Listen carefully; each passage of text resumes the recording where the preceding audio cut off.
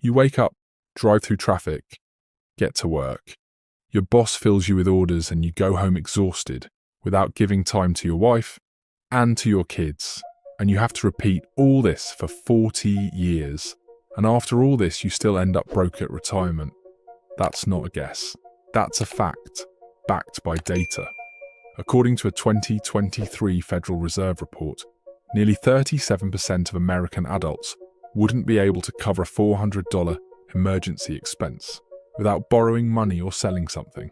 And a 2022 survey by Go Banking Rates found that 55% of Americans have less than $5,000 in savings.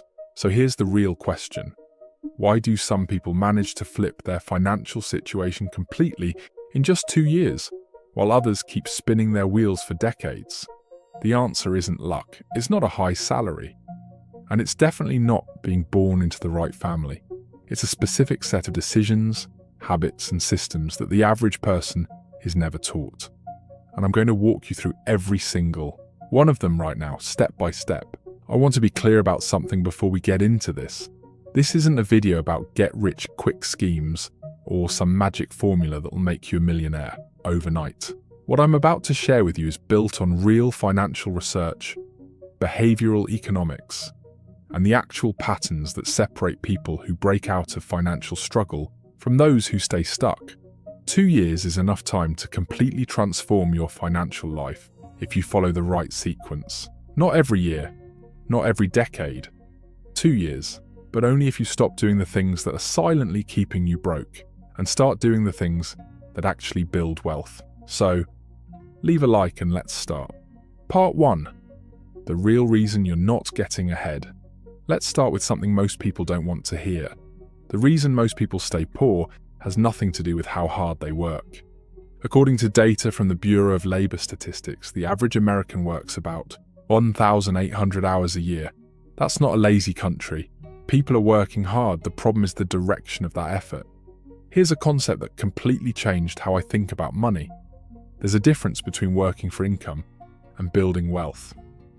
Income is the money that flows into your account from a job or service. Wealth is what stays and grows after that money arrives. Most people are focused entirely on income, and they're leaving wealth completely out of the equation. Think about it this way. You can earn $80,000 a year and have zero wealth if you spend $80,000 a year, and someone else can earn $45,000 a year and become financially independent if they're intentional about where that money goes. The number on your paycheck isn't the deciding factor. The gap between what you earn and what you keep is where wealth actually lives. A 2020 study published in the Journal of Financial Planning found that the single strongest predictor of long-term financial success wasn't income, level, education, or even investment returns. It was the savings rate, which is the percentage of income that a person consistently sets aside and invests. People who maintained a savings rate of even 15 to 20% consistently outperformed higher earners who saved little or nothing. So step 1 in this process is accepting that your income is just the starting point.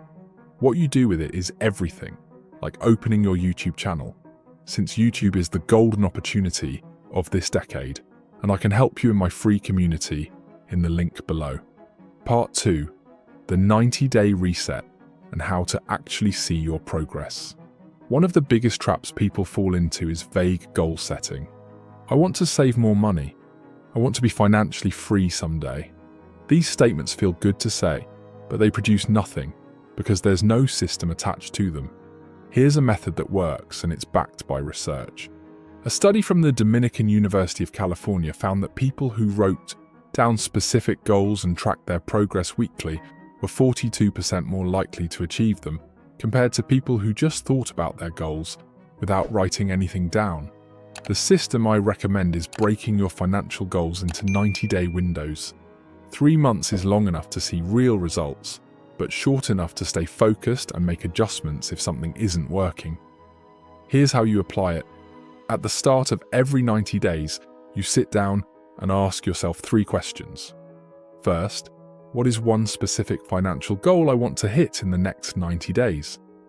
Make it a number, not save money, but save $900 in 90 days, which is $300 per month. Second, what is one spending habit I'm going to cut or reduce to make space for that goal? Third, what is one new income-generating action I'm going to take this quarter?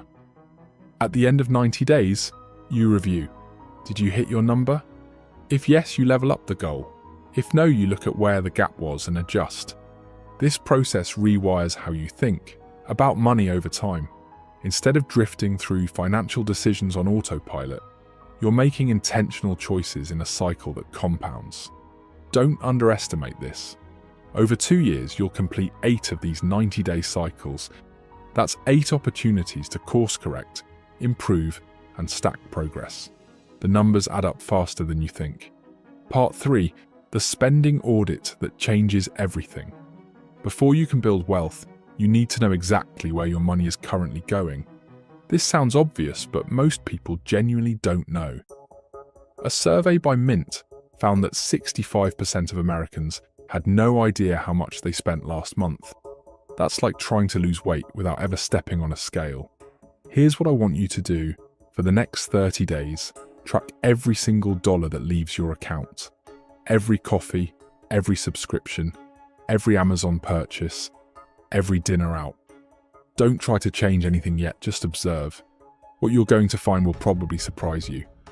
Research from the National Bureau of Economic Research shows that the average American household wastes about $18,000 per year on what economists call low utility spending, which is money spent on things that don't actually increase happiness or life satisfaction.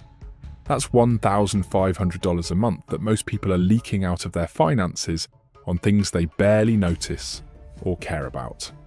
After your 30-day audit, categorize your spending into 3 buckets. The first bucket is essential spending: rent, utilities, food, transportation. The second bucket is intentional spending, things you genuinely enjoy and choose to prioritize. The third bucket is unconscious spending, recurring costs, impulse purchases, and convenience fees you're paying without really thinking about them. Your job is to shrink bucket 3 as aggressively as you can without making yourself miserable. That freed up money becomes the raw material for everything that comes next. Part 4, the investment mindset shift, and why most people never make it. Here's something that the wealthy understand that most people don't. Money sitting in a savings account isn't safe. It's actually losing value every year because of inflation. According to data from the US Bureau of Labor Statistics, the average annual inflation rate in the US over the past 30 years has been approximately 2.5 to 3%. That means if you have $10,000 sitting in a savings account earning 0.5% interest, you're effectively losing around 2% of its purchasing power every year. This is why wealthy people don't just save money, they put their money to work. And the earlier you start, the more dramatic the results because of something called compound interest, which Albert Einstein reportedly called the 8th wonder of the world. Here's a real number to make that clear. If you invest just $200 a month starting at age 25, and that money grows at an average of 8% per year, which is actually a conservative estimate for a diversified index fund, over a long period you'll have roughly $702,000 by age 65. If you wait until age 35 to start doing the exact same thing, you end up with only around $298,000. Same $200 a month.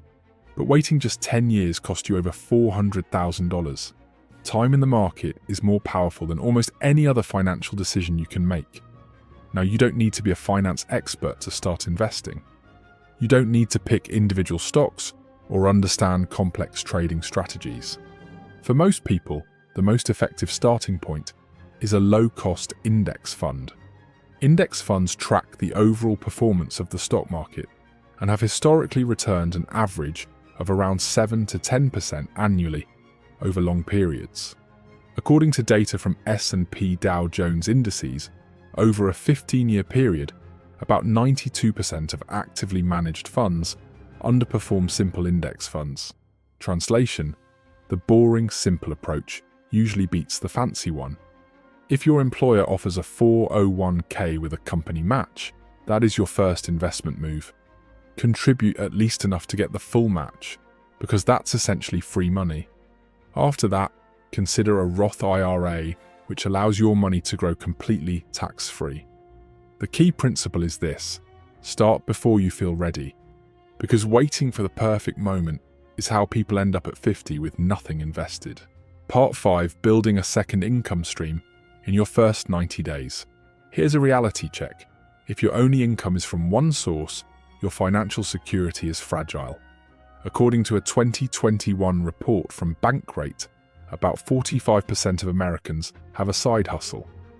But more importantly, those who do earn an average of $810 per month in additional income from it. That's nearly $10,000 a year on top of a regular salary. You don't need to start a business or become an entrepreneur to benefit from a second income stream. What you need is to identify one skill or resource you already have and find a way to monetize it. Here are a few real examples grounded in data.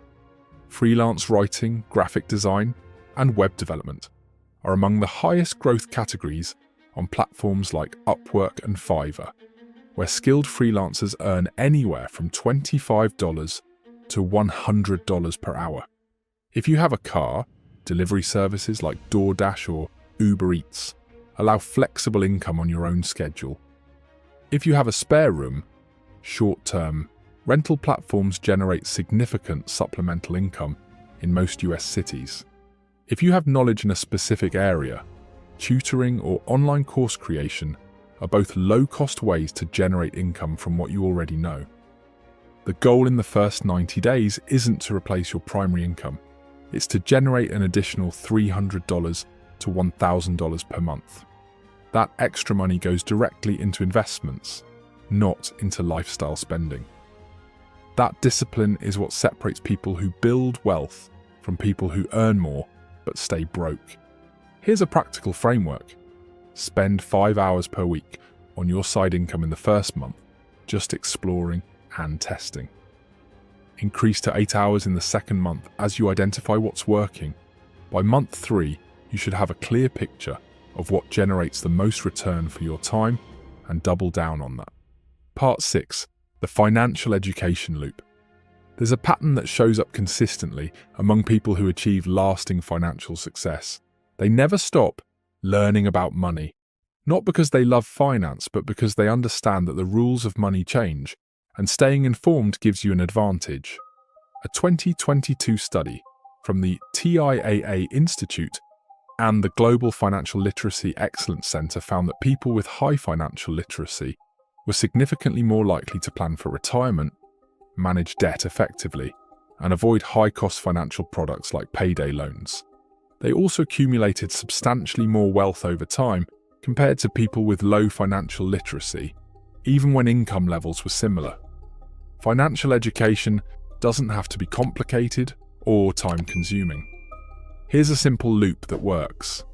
Once per week, spend 20 to 30 minutes reading or watching one piece of financial content. It could be a chapter of a book, a YouTube video on tax strategy, an article on real estate investing basics, or a deep dive into how index funds work. The goal isn't to become an expert overnight, it's to gradually expand what you understand so you can make better decisions with your money. Some of the most useful topics to start with are how taxes work and how to legally reduce your tax liability, the difference between good debt and bad debt, how credit scores work and how to improve yours, the basics of investing including index funds, ETFs, and compound interest, and how to read a basic financial statement. Each thing you learn becomes a tool. The more tools you have, the more opportunities you can spot and act on. Part 7. Who you spend time with is a financial decision. This is one of the most underrated factors in personal finance, and most people never connect the dots. A 2022 study published in the Journal of Consumer Research found that people's spending habits are heavily influenced by their social circle. Specifically, people tend to mirror the financial behaviors of those closest to them, including their spending levels, their attitudes towards saving, and even their willingness to invest. Think about this in practical terms.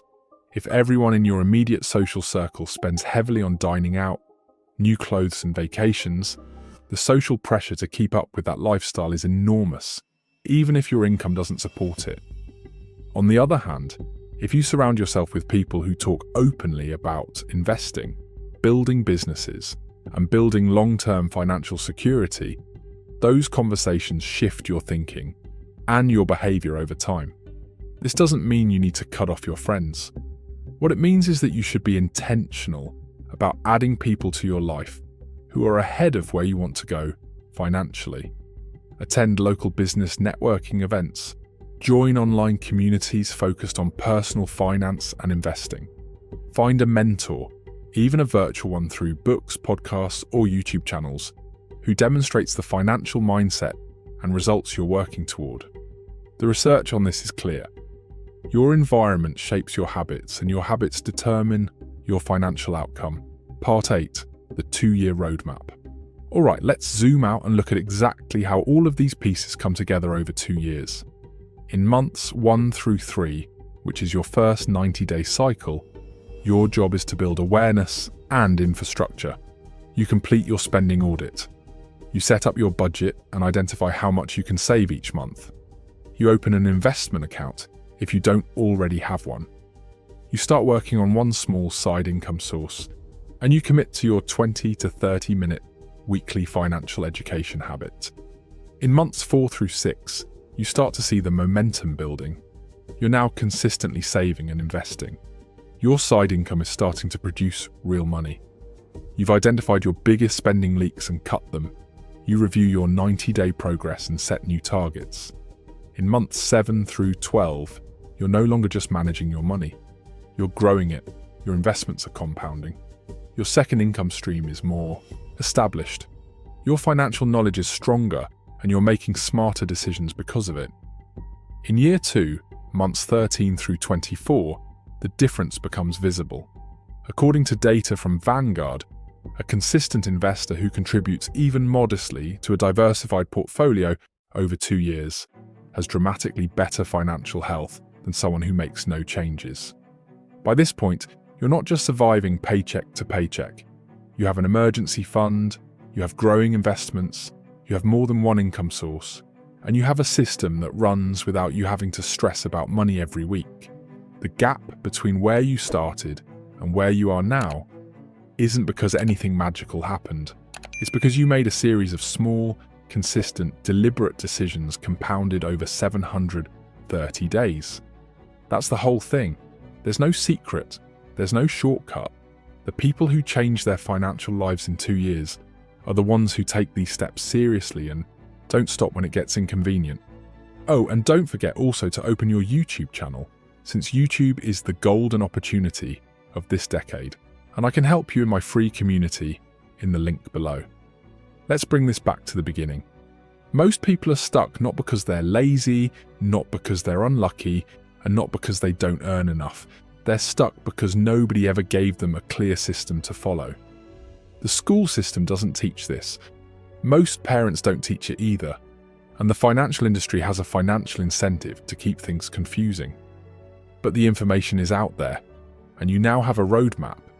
You know that the savings rate matters more than the income level.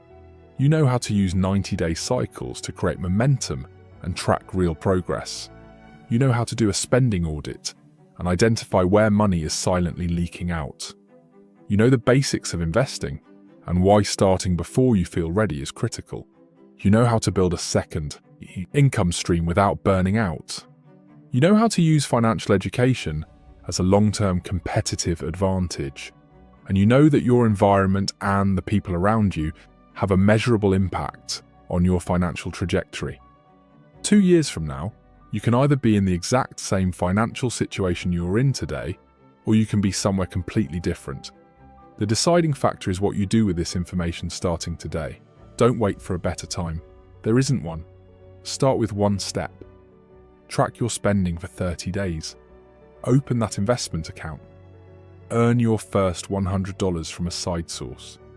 Each small action you take builds the foundation for everything that comes after. You have the information now. The only question is whether you're going to use it. Subscribe and watch this video on screen to know which compounding strategy you should use in a crash.